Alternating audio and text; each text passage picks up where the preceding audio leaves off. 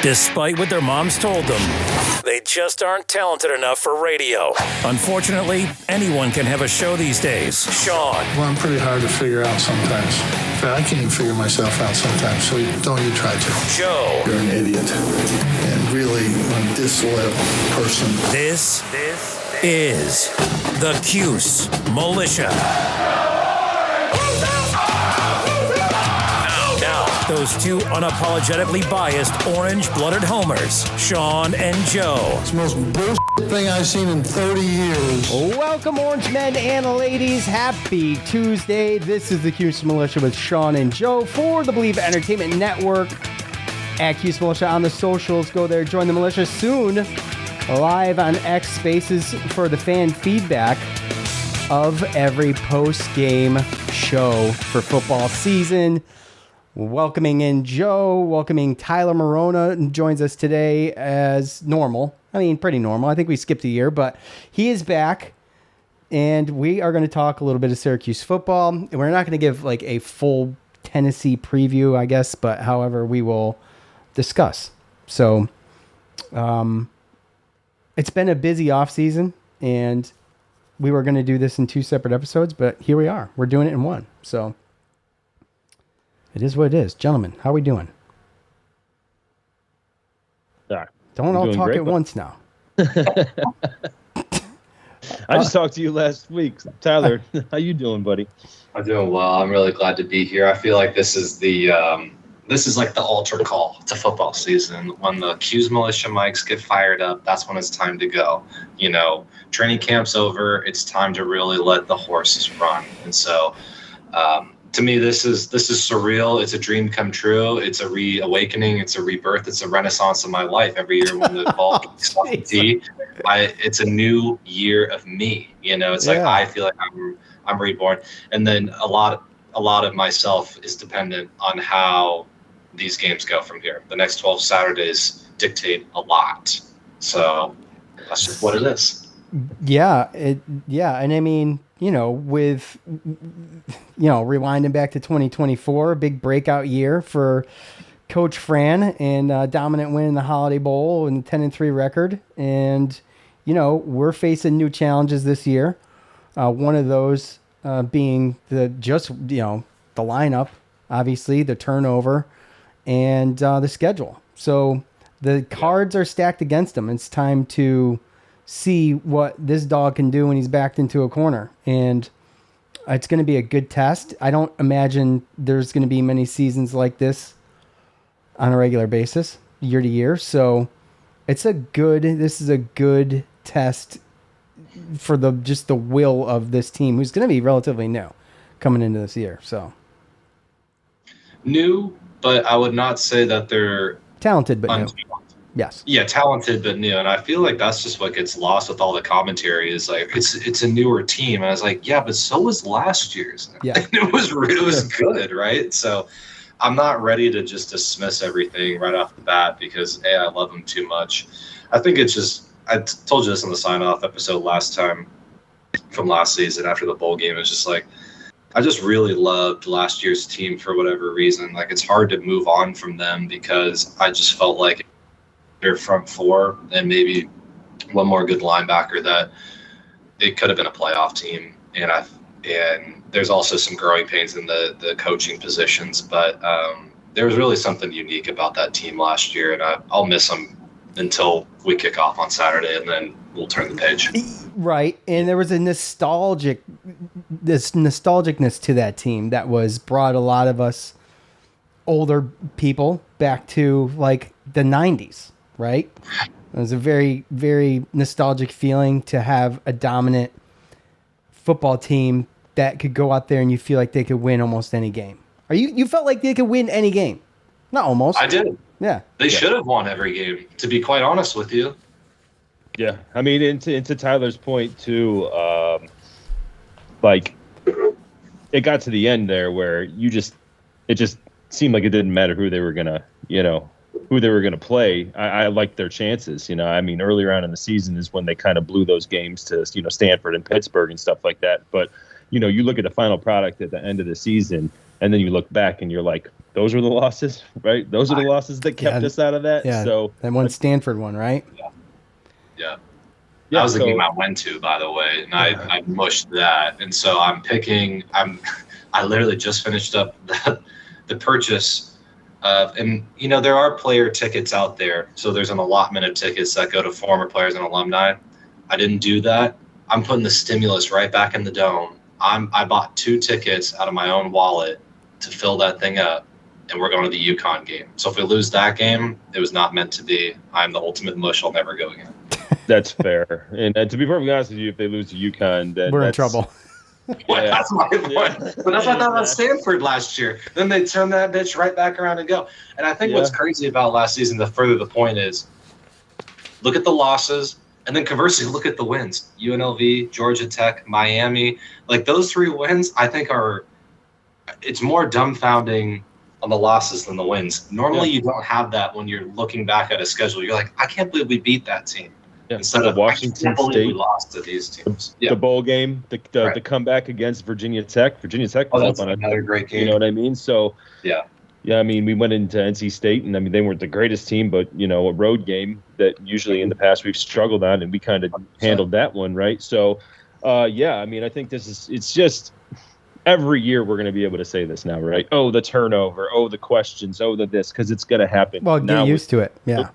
The day and age, unless they change that transfer rule, then essentially that's what we're looking at, right? So, and to I mean, to be perfectly honest with you, there's a lot of guys that they come out of nowhere. Like, who saw Jackson Meeks doing? You get these transfers from these teams, and we watch Jackson Meeks. I watched Jackson Meeks in the preseason this year for the Lions, and I'm like, how did that guy never play at Georgia, right? Like, so it's he's the best player in preseason statistically.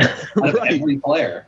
Right, and I think what gets lost too is especially when you have such an experienced, senior-laden, leadership-laden team that we had last year, and those guys were the ones that were driving the train. We're going to need more.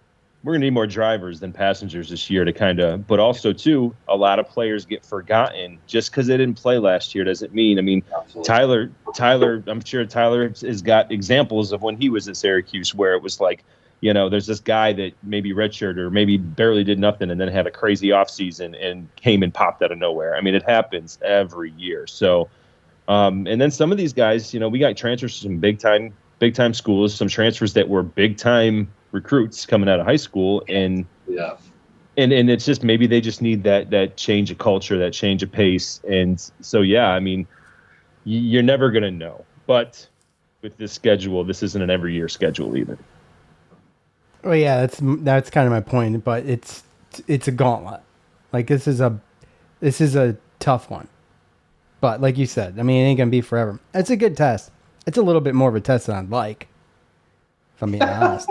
I mean, I don't think. And again, you can't count anything out, but I don't personally see a 10-3 season this year. But they don't have to go 10-3 to be a better team, based upon this schedule. And to be perfectly honest with you, the way that Fran's been recruiting and then the guys he brought in, the size and the speed he brought in from transfer portal, like, you can tell he is was getting this team ready to play these type of teams because, I mean, no matter how ready Tennessee is on Saturday, they got the big boys on the defensive front and the offensive line, and they were 9th ranked in nationally rushing attack. I know they lose a lot of guys on that line, but they're gonna line up and they're gonna try to pound it down our throats and physically dominate us. And I think that Fran brought in guys that can hopefully combat that.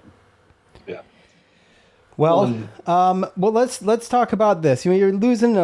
This was news that we would have loved to have gotten here to talk about when it happened, but we've failed at every. I have failed. I have let everybody down this offseason, including Joe, and I take full responsibility. Even after the starting quarterback was named, and Joe was, I know, he was wanting to do it very badly, and that is to get here and talk about it. So I'm gonna let Joe talk about it. So we're losing an absolute stud in Kyle McCord, right? And by the way, Kyle McCord cut from the Eagles already. Is this what I heard today? Is that true? It is. I think it's more of cap maneuvering. Yeah, sure. Plus, they are heavy, quarterback heavy, right? They were very quarterback heavy. They traded. It's just The NFL is a stupid place. To be more stupid than the NCAA is a feat. Oh, to be honest with you, I didn't like the spot he landed in anyway. I didn't either. I thought it was the wrong spot. I would have liked Dallas, Detroit, Seattle, Vikings, something like that. And I hope that he ends up at one of those spots down the road. But I also think that this is a cat maneuvering thing. You cut a guy, you bring him back on the practice squad, and he costs half the amount, and then you bring him up when quarterback one gets, it's just it's the way it goes. And I don't like it, but it's the way it is. Yeah, and I also looked at it too, the way that you're going to play offense with Jalen Hurts out there is not the same way you're going to play offense when Kyle McCord's out there. So it just, to me, it made no sense. I thought he should have gone to a better system in probably in earlier rounds too. So I agree. You could make that argument, especially when we've watched him every throw last season. And, it was obviously a huge void that Steve Angeli has been picked to fill. And what was he, redshirt junior? So what's junior that? Or sophomore? I think he's a redshirt junior. Okay. So we've got a couple years, right? And you hope that he could develop through next year and even get even better. Just like we would have all have loved to seen. We ended the year last year with Kyle McCord kind of like hanging on a thread, like no one knew what the hell he was going to do, right? We thought it was going to put us in a bad spot, but in comes Steve Angeli gets the starting spot, and Ricky Collins first. Well, Ricky Collins had the starting spot, but Steve Angeli beats him out. And a lot of what I heard was from Coach was really leadership. I mean, this is a guy that people want to follow.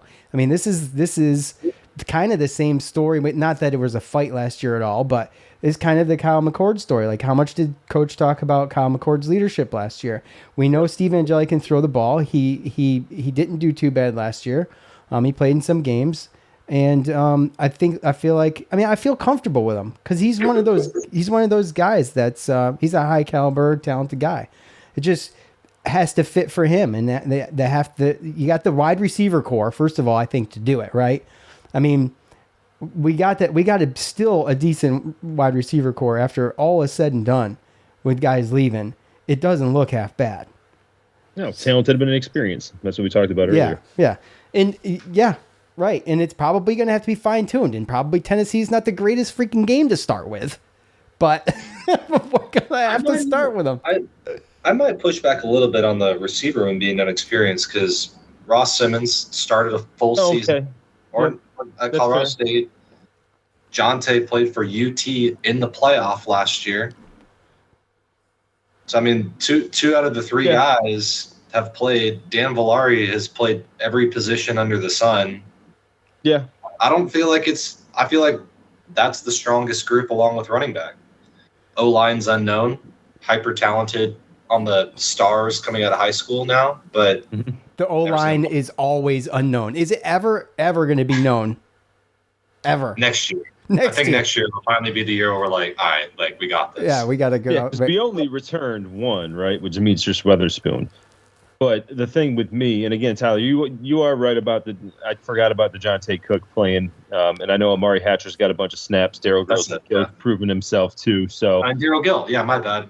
Daryl Gill is another one. Yeah, right. so I guess high school, Houston, Texas. My bad. Shout out. There you go. I think he's good. Actually, I think he's due for a really good year. But when he went into the transfer portal, I mean, the offensive lineman he got with T.J. Ferguson. Solid 6'4", 330, and he started granted, Florida State wasn't great last year, but he started for them last year, right? Zach Rice was I think he was a 5, correct me if I'm wrong, he was close to a 5-star going to North Carolina. Got him the number 1 or 2 tackle in the country coming out. Right. Cam Pringle, 6'8", 336, and I believe he was either South Carolina or Texas A&M. Austin Collins from Louisville. They're saying he's going to start at center. Yeah. So, Nikhil Bertrand, he's the one from Texas A&M. So 6'6", 328. I mean, we brought in 5 guys that are coming from big name programs that were highly, recruited out of high school. And didn't the old boy come from Alabama? Oh, so Bertrand, I think he was. Oh, he double dipped. He double dipped because we tried to pick him up last year. He went. That's right, and then he went. Yeah. Yep.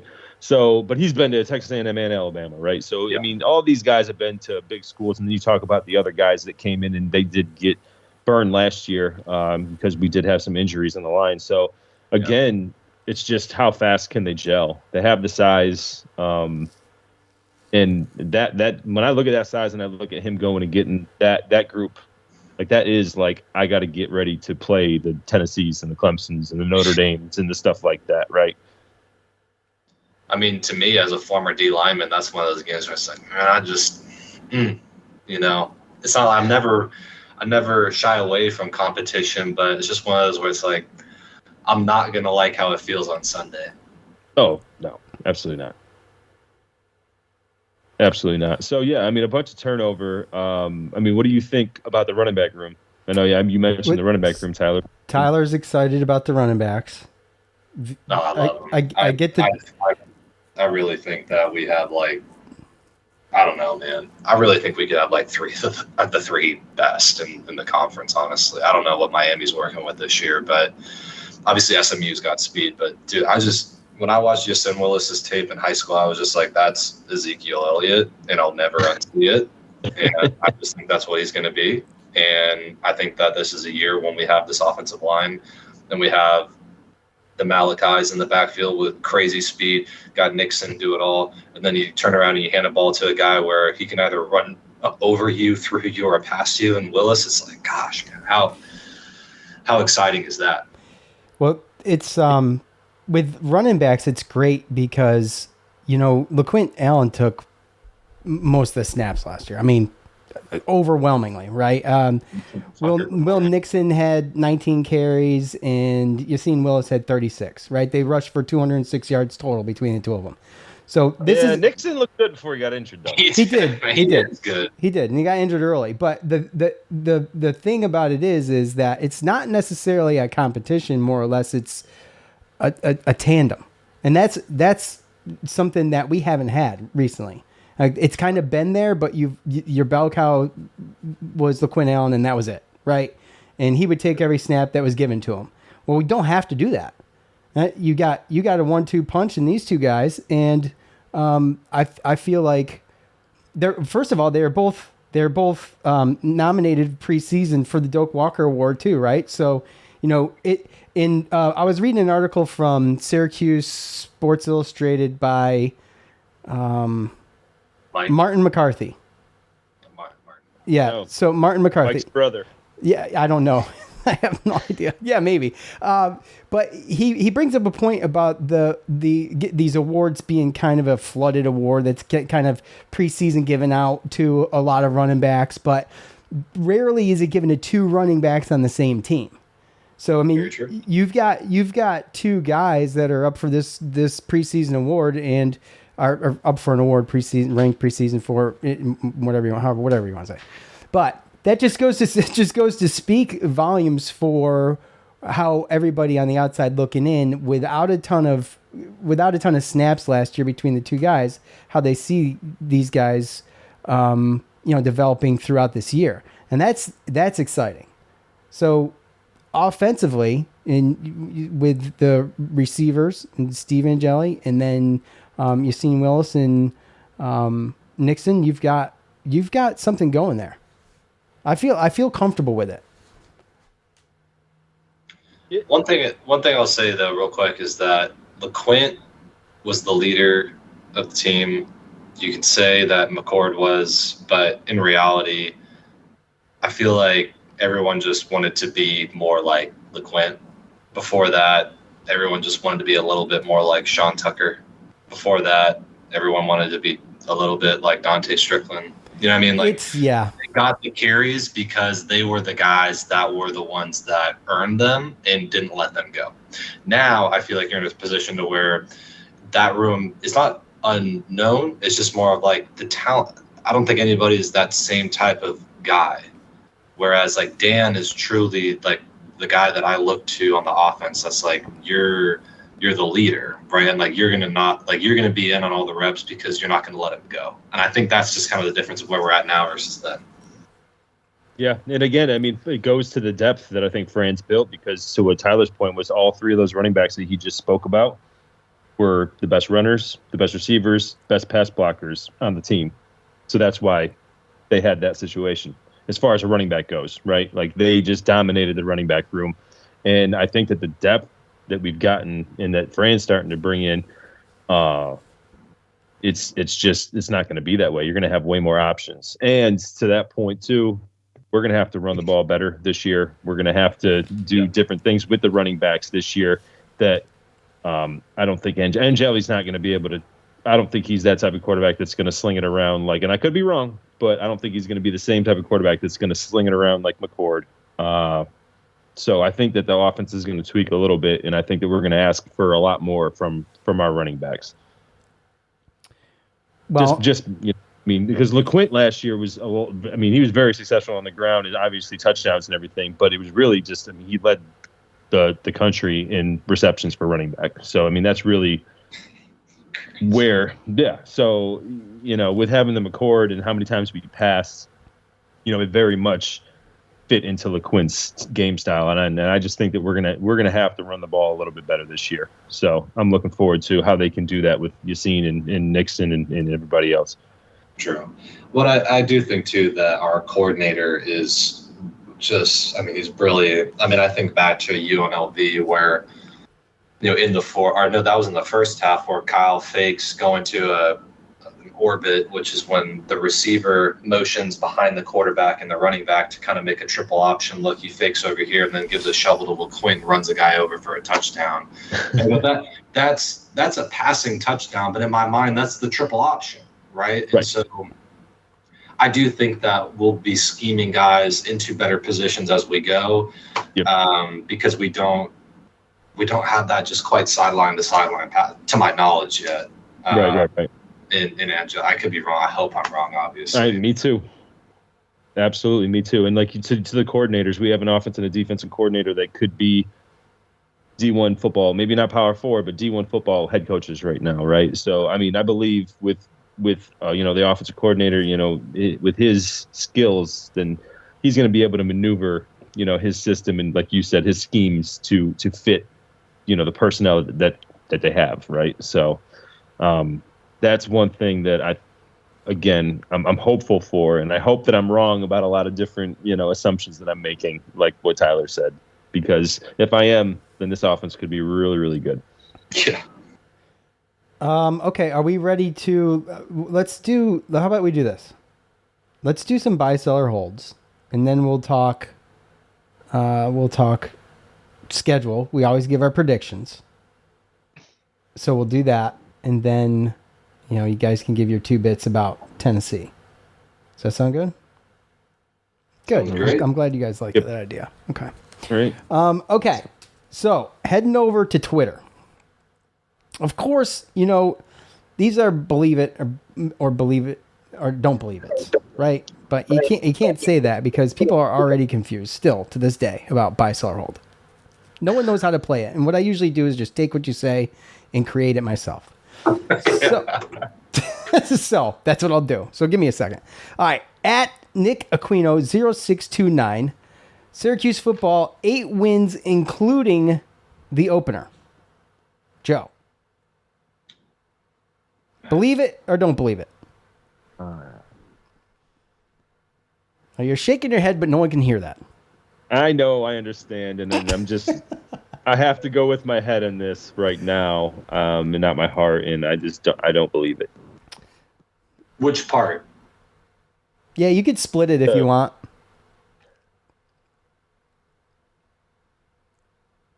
The 8 wins.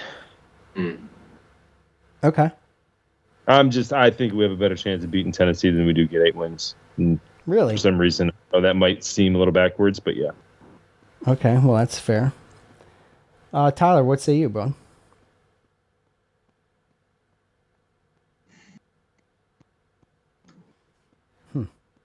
I don't know, man. I really want this team to win 8 games because I think that it's like I'll view it as, if we win 8, I'll view it as 12. Like in my mind, I'll just say we won 12 games. Like we went undefeated. I really need us to beat Tennessee for some reason. I don't know why. I feel like I would give a game back in that case. Like, let's say we win Tennessee and we lose to Duke or some stupid thing like that. I would gladly make that trade.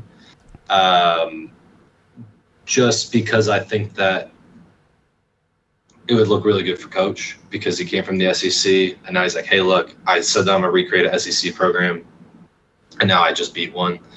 And, leave all the color scheme out of it and all that. Like, I don't really care about that. I'm like somewhere between 7 and 8 wins, and I can't give the eighth because it all rides on this Tennessee game, and we'll know on Saturday. Yeah. Can you believe it seems like this has been like the longest stretch without football that I can think of, and I'm not complaining. It's like every week I'm looking for something fun,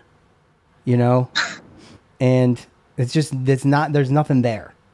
There's nothing. Yeah, I was jonesing 2 weeks ago. I was like, please. I was watching a replay of the 2014 national championship game. They could do an easy, like they do, these kind of, I don't know, they're kind of boring games on last Saturday, right? But it's still football. I still had it on, right? And it's the sights and the sounds and the drums and all of the rest, right? And I loved it. But they could do like a primetime Friday night game too. The day before. Something. And give me some flair. I gotta have something. Anyway, they could just make it a little bit more exciting the first weekend. That's all I'm saying. They are. There's a game, Georgia Tech's playing Colorado, right? When? Friday. Oh, no. I'm talking about the week 0. So you want it to drip even more? Yeah. Give me more than that. I'm that guy. You give me a little bit, I'll take it for a little while, but then I want more. 4 or 5 games on Friday. I mean, I need one Friday night game. I mean, you could have done what was it? Kansas State, Iowa State, was it? No, that's the whatever deal that they got with Ireland. You should do the Ireland. That's Hawaii game, which I watched way too much of. Which one? Stanford at Hawaii. Oh, then Stanford blew that one. Shocker! The only team that they could beat is us. Oh, and damn. Louisville. That still hurts. 2nd and 3rd in conference. They beat both of us and they finished last. At R. Prosner on Twitter, elite transfer QB from high-profile Midwest Power 4 school shoulders the team to a 10-win season, and solidifies himself in the Mount Rushmore of Syracuse QBs. I mean, we kind of already answered this one. I gotta buy. It's fun though, and I love. By the way, he buys as well. So it's just the buzz, right? We get this fan buzz that's like, they're national champions. That's it, national champions. Okay. So, anyways, but the good news is, like I mentioned, man, you get this guy, possibly get this guy for next year, and that's a big deal to me. As long as we can keep him, right? Right. That's what I thought. Yeah. Let's see. All right. Buy, sell, or hold. Syracuse football goes undefeated at home for the first time in almost 40 years. UConn, Colgate, Duke, Pitt, UNC, Boston College. See this at David Super. Leave it up to this guy, for real. Leave it up to this guy to bring me something. Thank you, David. Tyler, you go. We went undefeated at home, Dungy's last year. We did. You're right. Just throwing that out there. The last game was against Louisville. I was at that game. And we destroyed them. Yeah, it wasn't even close. Yeah. And I remember that because then all they talked about in the offseason was we were going to have to repeat as undefeated at home. And I was like, just not going to happen. But that's true. Sorry, David. Just throwing that out there. For the second time in 40 years.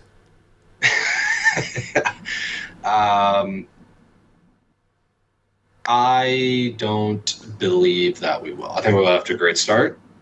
And actually, who do we play? Rattle it off, because I know we got UConn, Colgate, okay, Duke, UNC, Duke, Pitt, UNC, Boston College. Boston College. Actually, buy. I'm buying it. Okay, Joe, what do you say? I'm going to have to buy it too, only because it could be a situation where we have to win all of our games to get to a bowl game. I don't want it to be that situation, but that away schedule is just ridiculous. So really, to me, I try to put the Pitt and Boston College crap from last year behind me. Bill Belichick, I don't know what's going on with that. And Duke kind of is the one that I worry about most. With the quarterback they brought in, Darian Mensah from Tulane, and just the fact that they lost their coach. And they lost Elko and Riley Leonard the same year and then still came back and won 10 games last year. So that's one team that I'm not going to, sleep on. So I'm still going to buy it because I think that's what we're going to need to do. But Duke is the one that scares me most. I think it's more likely we lose to one of the rivals again because we just can't seem to ever beat them both in the same season. Freaking Pittsburgh. It's freaking Pittsburgh. We got to beat freaking Pittsburgh. We'll call it what it is, right? We'll call it what it is. We'll lose. It's one of the two of them because we've never beaten them in the same season. Like as far as I've ever been a player fan, whatever. And then we beat SMU at SMU, and they're just again, we look back and we're like, I can't believe we did this and we did that. It's just going to be the same thing. I feel like that's more likely than going 6-0. But I think we could get really close. Duke worries me, but every game until we finish 0-0s with we're the winner, I'm worried. So it doesn't really matter. Fair. And I don't think any home game is going to be I know we played at Pittsburgh, but that blowout last year, I don't think we're getting blown out at home by anybody, even if we do lose. So we're too good. Last year, if you remember, we would play. Who was it? Where one drive was a quarter, and we smoked them out. It's we just know how to play some of these teams. Coach Nixon is smart enough to where it's if we have the home field advantage, they jump off sides once. It's there goes the quarter. We literally just had the whole drive to blow the clock out. Because we have the home field advantage so heavily that people still don't give us enough credit for nationally. That I do feel that's slept on very, very frequently. Yeah, I'll sell. All right. I'll sell. It's going to dude, Pittsburgh's going to be tough enough. And then, like you said, Duke and North Carolina, I can't see them winning all three of those games. And like to your point, Tyler, Boston College too, that's a tough one. It's a tough one. I love the question. It's that good. It's just we forget how to play against. Dude, I don't know what it is. It pisses me off. There's nothing worse. It's so bad. And sometimes you play down. Dude, sometimes you play down to your competition too. Because if you remember, we only beat UConn by 7 points last year. I feel like that was a game where we just didn't run anything, and we really let a lot of guys. I really felt like that was just a reset.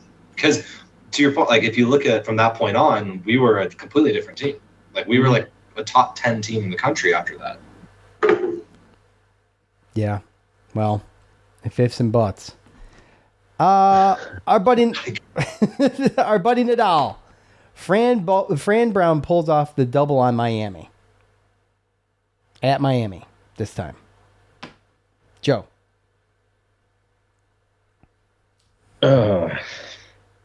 It would probably contradict my last statement, but I think that if there's one game that I think we have the best chance of winning on the road, I think that it is Miami, based upon the fact that they don't get the best crowd in Florida, and we have our snowbirds down there. Usually we have some pretty good fans down there, and on top of that too, you have Carson Beck, who's coming off kind of an elbow injury, right? Something like that. He's coming. Oh, an awful season, but he also had injury. He had a surgery on his shoulder or elbow or something like that. I think it was passing shoulder, or elbow. So, and they lost a lot. I know it's Miami and they still recruit good and they still get good transfers, but to me, that's one team that's got a lot of holes that need to fill, minus their tight end. So you're going to buy? What's that? You're going to buy? Yeah, I'll buy. Okay. Tyler. I think that it's extremely easy to get into that program's head. We might have already lodged the wedge from within. I think their coach is a moron. He's a great recruiter, but he's probably one of the worst in-game coaches in the country for how good he is on the flip side of being a recruiter. They had the number 1 pick last year and lost 3 games, and we were one of them. So I'm closer to holding than buying, but I think we'll know. I'll hold in this movie. I want to hold because I hold out to see what Carson Beck is going to be, and if he sucks again, then it's like we're going to beat him. That's just what it is. Everyone's going to beat him. Yeah, we'll find out real soon. It might snowball really quickly too. Like it could either go really great or really bad. I think they're in the country one of the most high variance teams on outcome. Yeah, we'll find out on Sunday when they play Notre Dame. Well, I think they lose that game. I think I'll believe it because I actually have them down. I did tally my wins and losses, so I do have them down as a loss. But I let you guys convince me. I'm gonna flip on that. Full disclosure. I'm gonna believe it. Okay. Sometimes I can be sold, man. I'm actually pretty easy. I can be swayed pretty easy sometimes. Okay. Oh, I think you have 2 really good persuaders. Yes. Kudos to those guys. Let's see. I got to just do this one because it's Todd. Hold. Have to see them play and how the players replacing all that production lost on both sides do. That's not how the game works, Todd. Of course, you would screw that up. At Cuse Waterboy, 2. Syracuse shocks the sister wives and auntie cousins of Tennessee with an upset in Atlanta. Tyler, you're up. Bye. Believe it. That's it. That's all I need to say. We're going to start 1-0, Joe, in Atlanta with a win over, number 24th ranked Tennessee? Is that where we're at? They shouldn't be 24th. They should not be. But Fair. And if we're we should be 24. They should not. Really? Well, if you want to go off of historical stuff, I mean, because the preseason rankings hold no bearing. I'm the only guy that thinks that they should come out with rankings on week 3. You know what? No, you're not. We talked about this. This preseason rankings. No, we didn't talk about this for football, though. Are you sure? We talked about this. Are you sure? It was basketball. I know we talked about it for basketball. Are you sure we haven't talked about it for both of these? What we did, you know what? It goes for like all sports. You know what? I agree with you, Tyler, 100%. And also, Joe's right. This was a basketball conversation because once you start the season ranked, you're good. We said go through the non-conference. Yeah. Well, that's where it matters more, right? Because that factors into that's what's ostracized me with college basketball in large part is because of the formula, and it just doesn't work for me anymore. But so it cancels out the old call because I think I'm on hold with this other call. Oh, I hung it up. Oh, now Joe's calling. All right, let's see.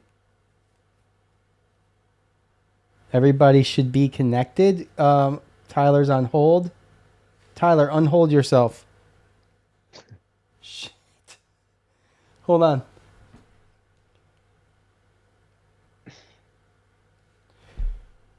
Text Tyler Marona. Hey, unhold yourself.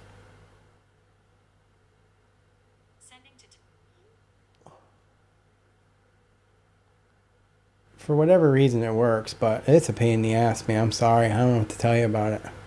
Oh, dude, you're good.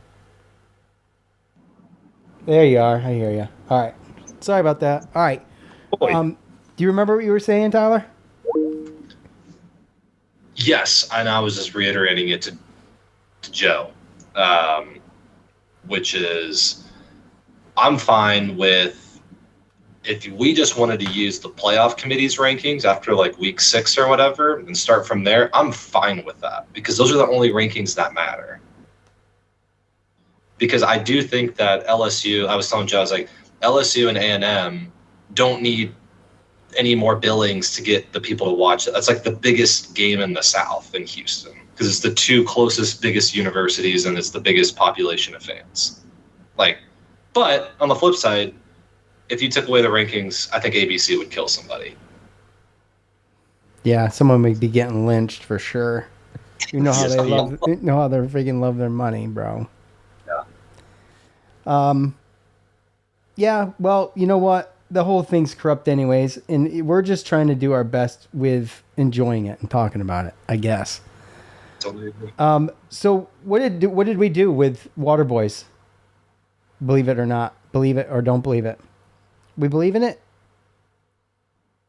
Talked about the rankings. We talked about rankings, and then that was it. We never answered it. I brought that up. Yeah, I mean, if we're gonna beat Tennessee the first game with a new quarterback and losing, I mean, I think they're only bringing back 3 starting offensive players. I think that's really where we're gonna kind of struggle where it comes to that, is because they're replacing a lot of people on offense, but they're returning 7 defensive starters on a pretty good defense, and we're bringing in a lot of new people on offense. And then where does our defense stand against, their running game? I know the receiver room is a little shallow, and I know it has some issues with some of the players. I guess their best corner, I don't think, is going to play against us. But there's just so many unknowns that if you're going to pick off a Tennessee, week 1's the week to do it. Yeah. Yeah, that's a good point. Totally. It's probably more dangerous of a game for Tennessee at the end of the day than it is Syracuse. I mean, obviously, for a number of reasons, right? So they kind of hold an edge there. You're in a neutral area. I know we're going to be technically closer to Tennessee, but way closer. Yeah, way closer. But I mean, technically, way closer. It is. But I mean, Syracuse always travels well. And I mean, just looking at, I mean, even the people that we know personally that I've just met through doing this show. I mean, there's so many of them going. Yeah. I mean, there's a reason. And that's just a small group. I think it's like 10 people that listen. So 8 of them are going. So that's 80%. So 80% of Syracuse fans are going. That's how I'm going to chalk that up. That's what I heard. But yeah, I mean, obviously the fan base is dynamically different. But it is, they want to call it a neutral site, but good on you for calling that out. It's really not, but it kind of is. With that said, Joe, did you mention the pace of the game? You mentioned the pace of the game earlier. Talked about how Fran is getting these guys ready for the pace of the game. Didn't you say something about that? No, I was talking more about the physicality. Okay, well, both. I mean, it's both, right? So is Syracuse going to be ready for it? Because they're going to play fast, they're going to play hard, and then, I mean, how does Syracuse react to it? If they can get in their heads early, then they could make this game close. What is it? I mean, we'll go over it in a second. It was 13.5 points, I think, last I saw. Terrible. Right. I mean, and like, what do we even know? How do they even come up with this shit? Dude, Joey Aguilar from Appalachian State. Come on, man. Oh, okay. Whatever. Yeah, I'm just saying. I know he's a decent quarterback, but I mean, you played at App State. And the Sun Belt, bro, and then you're going to get played. I mean, look, I don't want to. It's still D1 and Sun Belt's not like the worst conference, but there's a big jump from that to Power 4, right? And on top of that, like Tennessee. Dude. That's what I'm saying. Yeah. And Steve Angeli, like, he played for Notre Dame in the Final Four. Yeah. And he went down and scored a damn touchdown. Yeah. Well, I don't know if it was him, but that drive he was. No, he did. Right? He did. Yeah. Okay. He had a scoring drive in the playoffs. Yeah. Yep.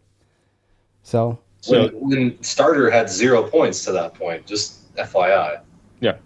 They're getting manhandled to that point. Yeah, and I mean, in Aguilar, they talk about him being a gunslinger, but he threw 14 interceptions last year in the Sun Belt. That was my thought. You're going to be really hard to score if you never have the ball. So yeah. I don't know. So what are we doing with this? I still haven't gotten an answer. We just keep talking. I'm buying. Oh, you're buying. Okay. So I have them beating Tennessee and Miami so far this year. Just he's believing it. He's believing it, Joe. Yeah. Tyler's believing it. What are you doing with it? I mean, I think Tyler kind of talked me into it too. I think I talked myself into it, really. But I don't know if that still means we win 8 games. But Oh, I mean, look, guys. How much momentum would that give this team, though?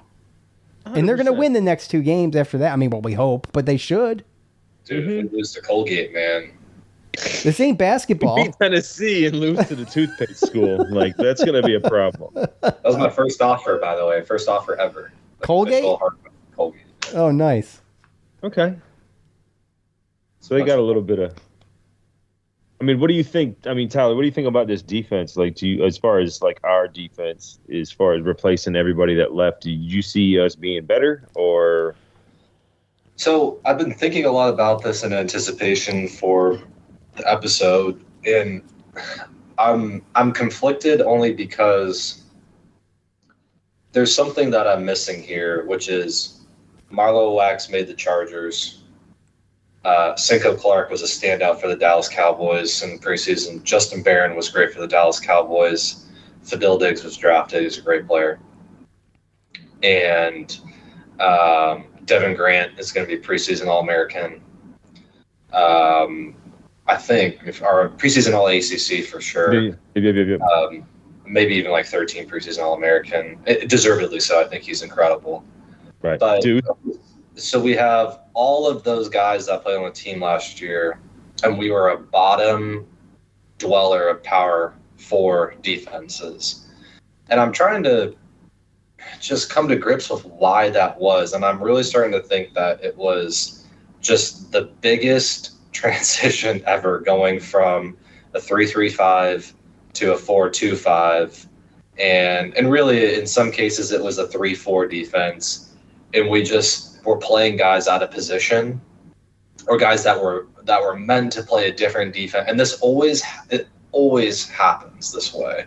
It's a very turbulent year one, because it happened in the inverse when we were trying to go from a 4-3 defense down to a 3-3-5, and it's like this looks ugly. And then by the end, we're putting a guy in the NFL and they're starting in the secondary because we have the best secondary in Power 5 or Power 4. And then when we do this reverse again. And so I'm thinking that with 2 cycles to recruit now, the scheme is installed. If it stays the same, well, at least we know what we got. But there's really nowhere else to go but up, in my opinion. And it all comes down to the interior defensive line, and it's been that way since I left Syracuse. And if Tank Wilson and dude from Marshall, yep, and just the guys that we have internally can just say like, hey, like enough's enough, then I think we're totally fine, because I like everybody else. And then truthfully, then it just comes down to, what is Demetrius Samuel? Is he the best corner in the country like Fran talks about him? And if he is, then I don't care how old he is, because I'll take a 17-year-old Darrelle Revis any day on my team, just the way it is. And so we'll see. Yeah. Well, and again, too, I think some of what you said, I mean, Marlo Wax was out for a significant amount of time last year, right? So was Tank Wilson. Yep. Right? Didn't we lose Marlo in the UConn game? Was it? Who was it? No, we lost. It was Ohio. It was no. The second game, Georgia Tech. Georgia Tech. Oh, was it Georgia Tech? He sacked the quarterback, and on the sack, he got hurt. I was like, you got to be kidding me. Okay. Yep. So, but I mean, I look at it the same way with like hitting the transfer portal, like what you said. Sorry, his name is Chris Thomas from Marshall. 6'6", 327 pounds. We got David Reese, 8th year player from California, 6'2", 240 to play defensive end. George Rooks, who his father played at Syracuse, formerly played at Michigan and Boston College. He's 6'5", 282. So we brought in some bigger guys in the interior to go along with Tank Wilson, right? And David David O. Yep. No, exactly. You're talking about. Yep. So and Reese and Dennis Jacquez, and so again, building that bigger and more deeper defensive line, I think, is going to help a lot. And then again, I think defensive back room, I think, is fine. Like you said, bringing in Samuels. We started Kerr last year as a freshman. He's back. we still got Buxton, we still got Deuce Chestnut, we still got Devin Grant in the safety spot, right? And then, like again, Demetrius Sanders, Chris Peel, we brought in a corner from Georgia who could be Jackson Meeks, but on the opposite side of the ball. So I'm not really worried about the defensive backs either. To me, it's really just, again, can the front seven. I'm sorry. I was just saying, can everything gel? Can everything gel? And then it comes down to me, it's linebackers too, because Marlo X is going to be tough to replace. I know we got Derek McDonald. I know we got that freak Antoine Delorier, who's a true freshman, Antoine Sparrow. But we also brought over Gary Bryant, who was an FCS All-American. Where was he from? Montana? Yep. Something like that. South Dakota, I think, something like that. So that's going to be the big thing for me. So, a lot of turnover. But again, I think that the depth and the size and the speed, I think it's just only gone up. It's just, again, you got to prove it. Couldn't agree more. I'm just, man, I would rather have an awesome defense today, I think. I really do. Look at the Eagles. They just suffocated the Chiefs. Like, when it comes down to it, I just feel like that's the team. I mean, granted, Ohio State they had the best player at every position. So that's just kind of like that was like a classic Alabama team. Yeah. But there's only like every so often where like the Joe Burrow comes through and it's like, I'm just throwing for 700 yards a game and there's nothing you can do. Like, that's once in a generation. I feel like the reason why Georgia, Alabama, all those SEC teams are so kick-ass is because it's like, you try to do this, we stop you. You try to do that, we got you even more. Oh, you try to throw over our heads, we just picked you off twice. It's like, okay, well then what do? You just give up, and that just removes the soul from a college team. Yeah. And I feel like I know that's what Fran wants, and he's getting there. I'm so impatient because of the history of the last 10 years, and even last year when we were good, that was still one area where we could be better, and it just sucks, man. Because all I want is that kick-ass defense in orange. That's it. Yeah. So before we head into our predictions, we got one more. We've kind of already led on to, I think anyone listening is going to be real close to knowing what our predictions might be. But one more from our buddy Dom at Baptized by Fire 7, 8+ win season. Believe it or don't believe it, Joe? Don't believe it. Sorry. Got to go with my last one.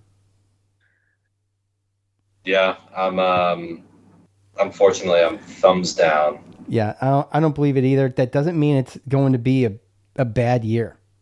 There's no reason to get too upset this year unless we really absolutely stink. We got one of the toughest. What's that, Tyler? I said it's always about competitiveness. Yes, that's always. Hey, look, if we lose 5 games by 1 point, it's going to hurt more, but I'll sleep knowing that we weren't 50-point blowouts like we were at one point in time. Right. Yeah. And, with that said, I mean, look, it's one of the hardest schedules. It's the hardest schedule in the ACC. It's the toughest schedule in the ACC. It's one of the hardest in the country. Yeah. At this point, everything's got to pan out at the end of the day to see if that bodes true. But I mean, that's what this is as we look at it right now. So, there's Tyler, you nailed it. I mean, we've said here a number of times, like, I don't care what sport we're talking about, basketball, football, lacrosse, whatever. Just be freaking competitive. Give me something to be pissed off about. Like, we were that close. And you get your ass kicked, it's a different kind of pissed off. You lose by 1 or 3 and it's disappointment pissed off. It's not, we suck so bad, I'm embarrassed pissed off. It's a totally different feeling. So, I'll have to say I don't believe it either. But anyway, so Syracuse has played. We're going to do this. Then we're going to do just a what you guys kind of already nailed. Tennessee, like we've already done it. Do we want to delve more? Do you guys have anything really to add? Do you want to just go right into predictions? Because we've kind of danced in between the raindrops like the whole episode, right? So I'm good. Okay. Yeah. I'll just say this, that, we've met 3 times, we've lost 3 times. Okay. The last game we played was in 2001. We got waxed. And in 1988 in the Carrier Dome, we lost by 1.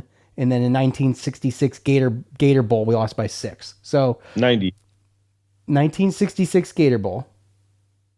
1998. 1998. What did I say? 88. Oh, I'm sorry. Yes, it is 98. It's right in front of me. So I'm an idiot. I can't read. T. Martin, after Peyton went to the pros, T. Martin, they actually won the national championship that year. Yep. So yeah. Well, we never beat them, and we did come close in '98, and it didn't happen. So we'll have to see what happens. I'm really, really super excited about the game. I mean, unfortunately, it's at noon. But I guess we'll just all have to deal with it. It's not probably a high desirable game for anybody other than Syracuse, Tennessee fans for the most part. But completely disagree. I just, what'd you say? I said completely disagree, knowing full well that the number 1 versus number 2 team in the country are playing at the same time. It's Texas, Ohio State, the same time. Nothing like being a Syracuse fan. And getting shit on. Yeah. No, because even when we could possibly have the spotlight, nope. Yeah. No. Right. Well, there's only one way to gain the spotlight, and that could be after the game. I completely agree. You know what I'm saying? That's the thing, man. It's like football is it's always an earned situation, right? It's not going to be given to us. Like, why would it be? Right. No. And to be perfectly honest, what you said, Sean, if we beat Tennessee, that's going to be the highlight over whoever wins between Texas and Ohio State. Oh, for sure. A 14-point dog. Oh, so it's like, Texas could win, like by 100, and they just be, whatever. They're the, I mean, and Coach said it too. This is motivating to players. He mentioned it. They're being doubted. They can't do anything. They're 14-point underdogs basically. Some say 13.5. Some say 14. Right. So, that's motivation for these guys. If they can go out and do it, and I feel like they can. I don't know if they will, but I feel like they can. But at the end of the day, again, be competitive. Make this a game. Put yourself on the map and put everybody else that is on the schedule for the rest of the year on notice that we ain't playing around. That's it. And stay freaking healthy. Holy cow. Okay. Well, the depth helped with that, so we're good. Right. And that's what France wanted. Yes. France said he wants to go back to Pasqualoni days, right? I mean, that 98 year, McNabb, they lost the first game in the Dome against Tennessee they kicked the field goal late to win. And then I'm pretty sure the next week they went to Michigan and stomped them. So, I mean, those are the type of teams that's the type of teams you want to play if you want to go back and get back to the Pasqualoni era. So, completely agree. Yeah, and again, the nostalgia of the 90s, right? So, okay. Who wants to go first? So we've done this every year. I think I moved, and I don't know all my stuff. I don't know where it is. And I wrote it down, and we usually talk about it right now or at the end of last season. Last season, I kind of rushed packing up, and I don't have anything. If I remember right, y'all said shoot, I don't even remember. Do you? Pretty sure I've said 6. I think I'm pretty sure I've said 6 and 6 for the past 3 years. You didn't last year. I think I went 7 and 5. I think you went 7 and 5. I think I went 8 and 4, and I think Tyler went 8 and 4. I did, and I said that there was an outside chance that we go 10 and 2. Okay, well there you go. So you nailed it. I was closer than Joe, and Joe sticks to his low expectations, which is fine because he's never disappointed that way. Justified, by the way. Yeah. No, we did not know what last year was going to be. We don't, but you know what? Don't you have a little bit of confidence going into this, just knowing who the coaches are and what they're bringing to the table and what they're selling these players, and just listening to the players on media day even talk about the culture and how things have changed and the accountability and the fact that the guys are happy about accountability. When people are happy about accountability, that means they're working their asses off trying to pick up slack for somebody else, right? So the culture's changing. That can only get better. And you're only going to be bringing in people, and the people are only going to survive in a culture like that if they're going to buy into it. So at the end of the day, you go through a little bit of this and that for a few years, and eventually people who aren't going to buy into the culture aren't even going to step foot inside the dome. It's not going to be, you're not going to have to weed these people out. They're already going to know what they're going to be running into. And that's how you build a freaking high level, respectable program. And that's how you get this team back on the map. And that's what's going on. So it's got to, right. It's got to feel comfortable. I mean, it feels comfortable for me knowing what we've got, who we've got driving this ship. And that everybody on board the ship is thumbs up to what the hell is going on. So there's that. Yeah. Dude, my confidence level with this coach is the highest that it's been in a long, long time as a fan. And I guess my thing is that last year we had a very safe schedule with a lot of guys that came in and they played. And he proved that his culture worked. And I think, again, they're just a little bit younger, but I think they are more talented. I think they are getting better. And it's going to become a point where the players that transfer out of here, they're either going to be the ones that can't fit in or they're not playing. And you can both of those are tell, fine. And both of those are 100% fine. Right. You're going to get your Trevor Peñas every once in a while. But once we catch up, I think this is what he wants. This year, I don't know how many people are actually going to actually graduate. I don't even know if we can count on both hands whether or not there's that many graduates. Whoever plays this schedule and this roster and this team, they're coming back next year and they're going to have all this experience of playing against playoff caliber teams. Like, let's be honest. Yeah. So that's where I'm at. So yes, I am very confident with them. And one more thing, I say this right before or right after every fantasy draft, is that, and this year's actually proven to be the exception. I'll, knock on the wood a couple times for the NFL, but we'll never see what it's like. We'll see what it's like in college because we've still yet to play anything. There's about 10 important, maybe in college we'll double it, we'll say 20 really important ACLs that are going to pop. And I hate to say it this way, but it's the reality of the situation is that who's it going to be on what team at what point in time? And that's just a sweeping generalization because obviously it could be a shoulder, it could be whatever, right? But there's going to be 20 injuries that really probably play a part in this season. And so if SMU, all of us, if Jennings or an important person there goes down, and what if Klubnik is just not right for our game, and then, what's his face got knocked out of it. When we beat Clemson back in the Dome, it was because we knocked their starting quarterback out of the game. And then we did it again the next year, but we did this anyway, you know what I mean? So it's like, we don't know when that's going to happen. And it's very likely that something will happen. I just don't know whether the strength of schedule is going to stand the way that we think it is. Right. And man, every year somebody comes out that we think is going to be good and they suck. Florida State, whoever. Yeah. It's like Clemson with DJU went like 8 wins, and that's horrible for them, right? So it's like, what if we catch them on the year or they go 8 wins again? I mean, so my point is that we think we know, but we don't really know, and that's where the trust and the equity building Coach Fran will get us through to the other side. Because it's like, look, I just remember the feeling I got when Kyle said he's going to transfer to us. I was like, oh, that's credibility that's instilled in a program that hasn't even been seen yet. What's going to happen when it's seen?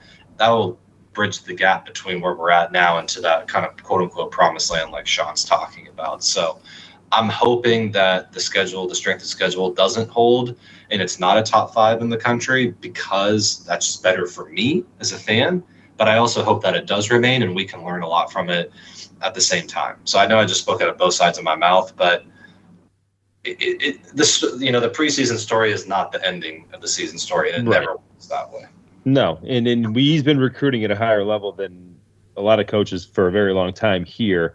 And the one thing that they say is Coach Fran every single time, right? It's, Fran. I know you've heard this before, Fran Brown. Before, what was it? Oh, well, early playing time or this, or, when it came to Dino and stuff like that. These they're getting higher rated players, more talented players. And every time it's, Fran Brown and the culture and the coaches. Yep. Like every time. And to come sit the bench.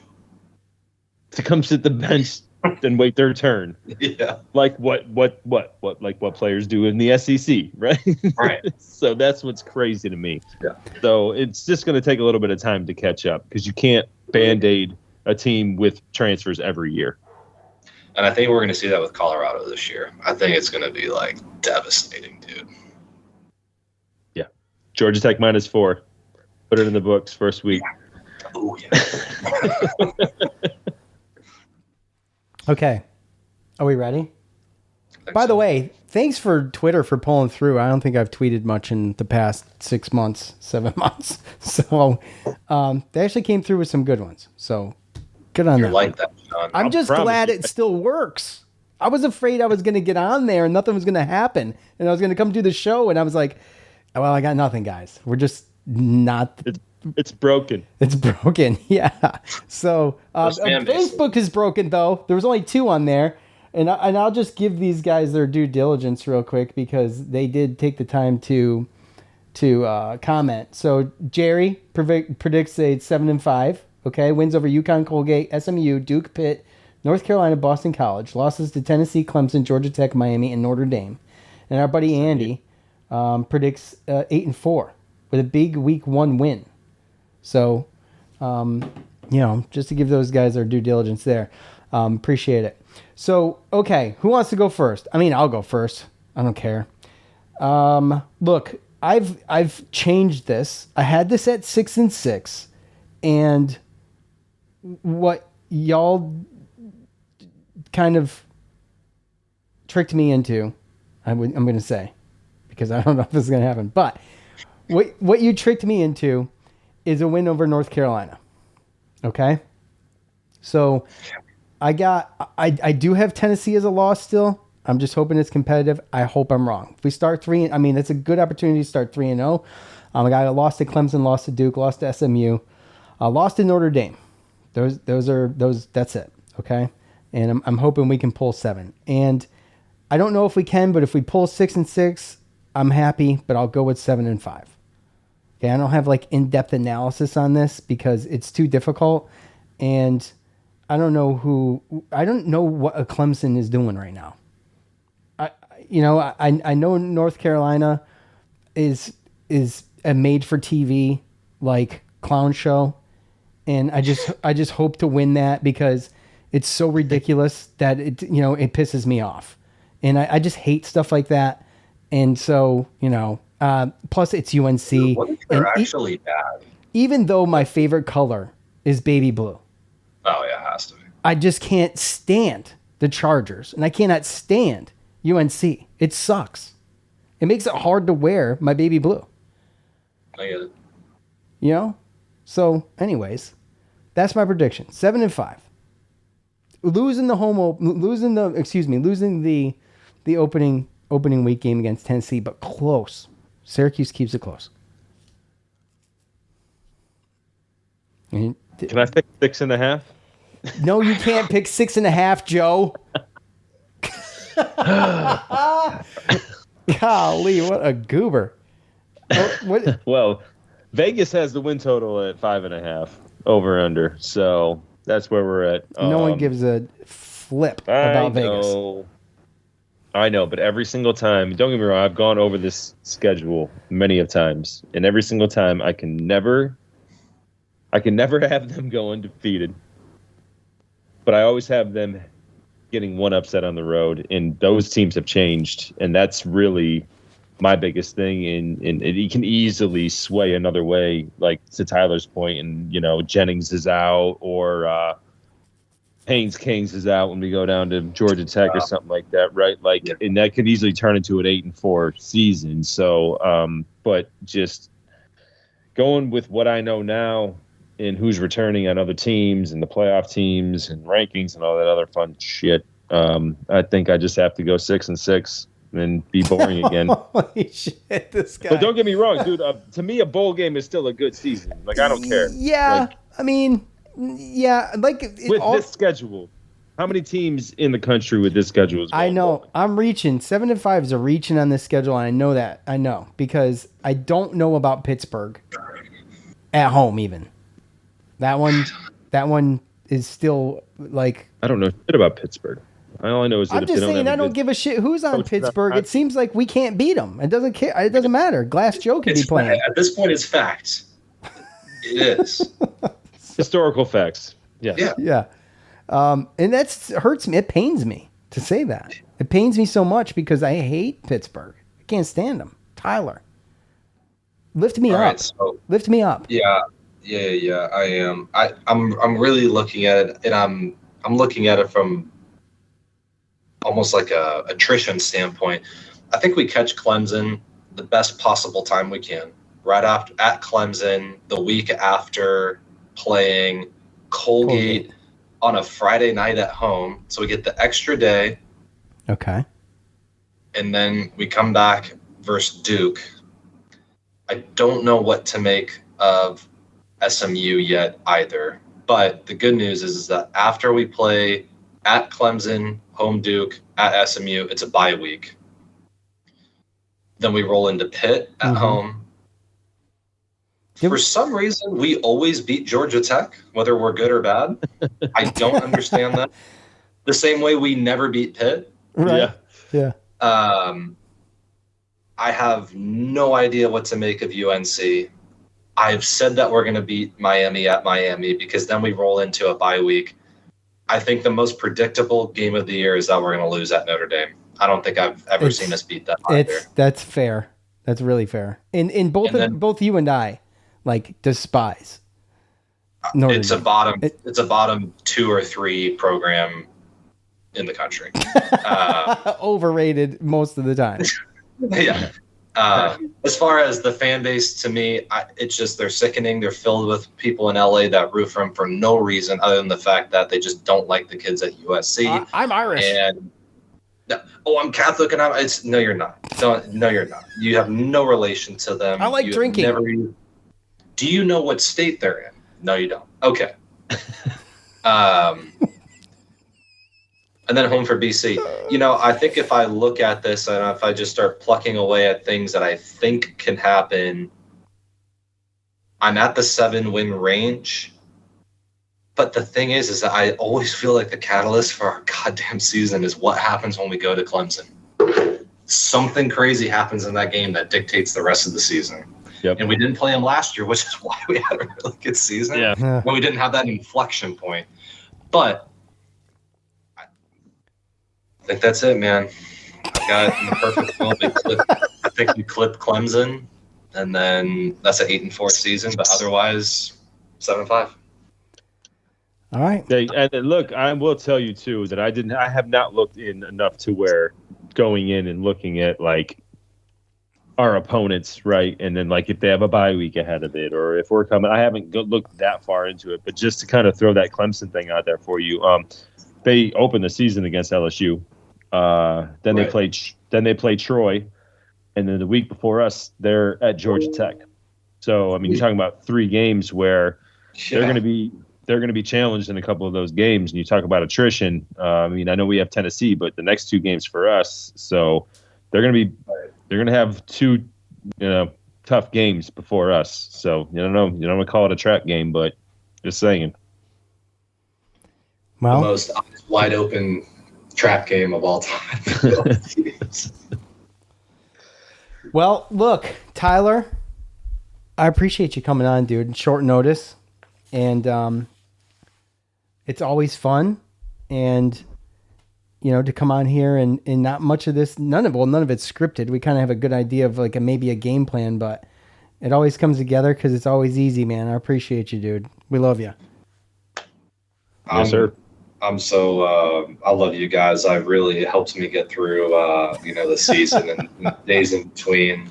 It was a huge fear of mine that this was going to somehow go away. I know that life goes on and no matter what, but I did lose another podcast this year that was near and dear to my heart. So that's not related to y'all. It was a different topic, but I know that, and I could probably speak for a couple different people where the familiarity, the friendliness that you get through podcasting, and the feeling of connectivity, and to share the excitement and the love of something with somebody else, whether or not they're an active participant or not, but you guys make me a participant in this. It's always gonna be super meaningful, and your guys' relationship means a ton to me. So you can call me whenever you want. I'll always come on. I'll always help out. So just thank you, and I love that you love the same school that I do, and so it's always been great to talk with you guys.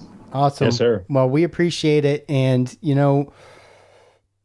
I think this season for podcasting looks very similar to last season. And, we made it work, and we want to focus a little bit more on making sure we cover football because it's easier. It's way more regimented. And then we'll do some basketball stuff. Just a quick note, listener of ours from when he was 13 years old, or thereabouts, Mr. Giovanni Heater has graduated college from Virginia Tech. So and he does his own podcast now, right? That is crazy. Yeah, he's done all kinds of things that we could never even come close to.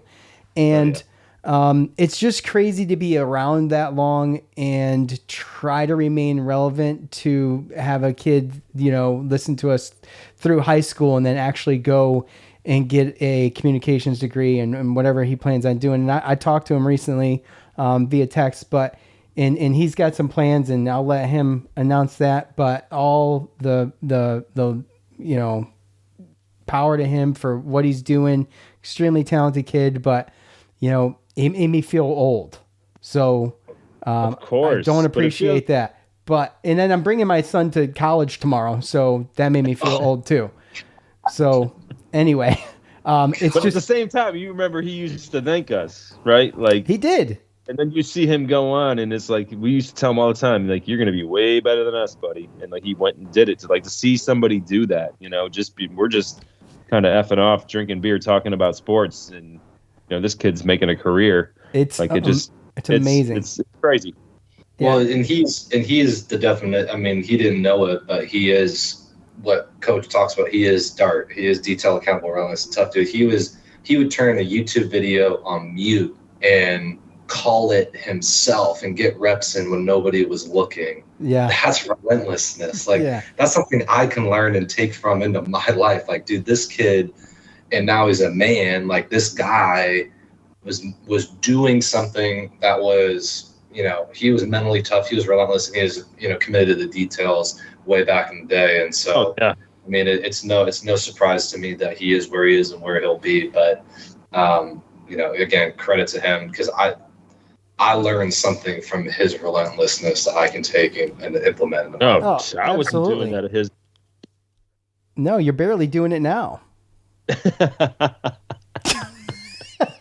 I mean, he listened to us and he's like, well, if these two idiots can do it, I mean, I can go freaking make a living, I mean, and it can't be that freaking hard. Look at these two idiots. So yeah, absolutely.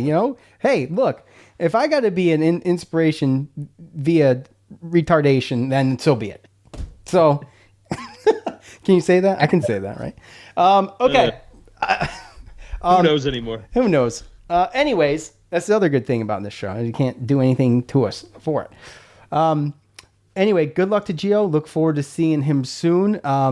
We will be back here, obvious, just as we were last year on Sundays. Right, Joe? We're going to do Sundays, Tuesdays, and Wednesdays, something like that. And I'm really looking forward to it. I'm glad to kick it off with Tyler. Thank you again, Tyler, so much for joining us. For Joe and Tyler, I'm Sean. We're out. Peace.